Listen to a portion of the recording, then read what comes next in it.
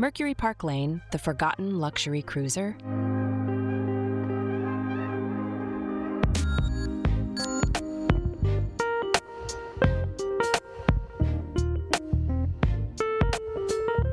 Let's wind the clock back to the swinging 60s, a time when men wore suits sharper than a tack and women never left home without their bouffant hairdos.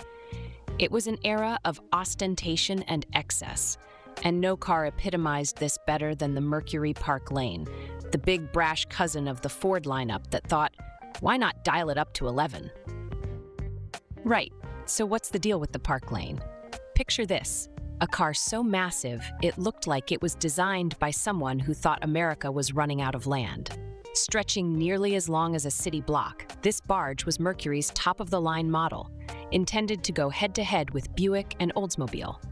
It was the American dream on wheels, a sort of four-wheeled yacht that mocked the very idea of fuel efficiency.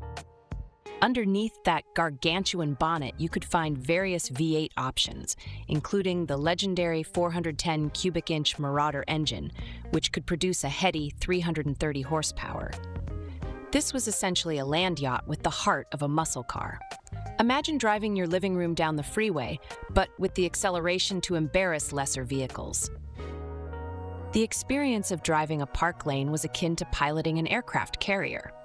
It had a turning circle that could make a grown man weep and the agility of a drunken whale.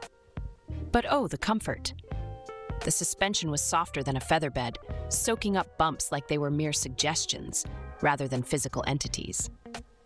You didn't drive a Park Lane, you floated in it. And then there was the interior. Slide into the driver's seat and you were greeted with a dashboard that looked like the control panel of a spaceship. Buttons and knobs galore, wrapped in what could only be described as an orgy of chrome and vinyl. The seats were bench-style naturally, wide enough to host a family picnic, and trimmed in the finest pleather the 60s had to offer.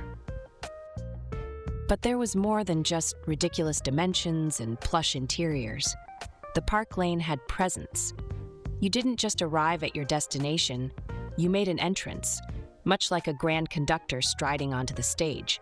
The sheer size of it meant you could practically see the curvature of the earth while sitting in the driver's seat. Of course, it wasn't all roses and ticker tape. Trying to park this leviathan was a Herculean task, requiring the spatial awareness of an air traffic controller. Fuel economy? Forget it. The Park Lane guzzled petrol like an inebriated sailor on shore leave. But what it lacked in practicality, it made up for in sheer audacity. So why doesn't everyone remember the Mercury Park Lane? It fell victim to changing times and tastes. As the oil crises hit and the automotive world shifted towards smaller, more efficient cars, the Park Lane was consigned to history, a relic of an age when bigger was always better. And yet, for those lucky enough to have experienced it, the Mercury Park Lane remains unforgettable. A testament to a time when cars were more than just a means to get around. They were rolling works of art, statements of intent, and embodiments of the American spirit. So there you have it, the Mercury Park Lane. It may not have been perfect, but it was unapologetically grand. The kind of car that made you realize the journey was just as important as the destination. Fancy more blasts from the past? Then smash that like button and subscribe to Auto Icons. Hit the bell icon so you never miss our weekly deep dives into the wacky world of classic cars. Stay curious, stay classic.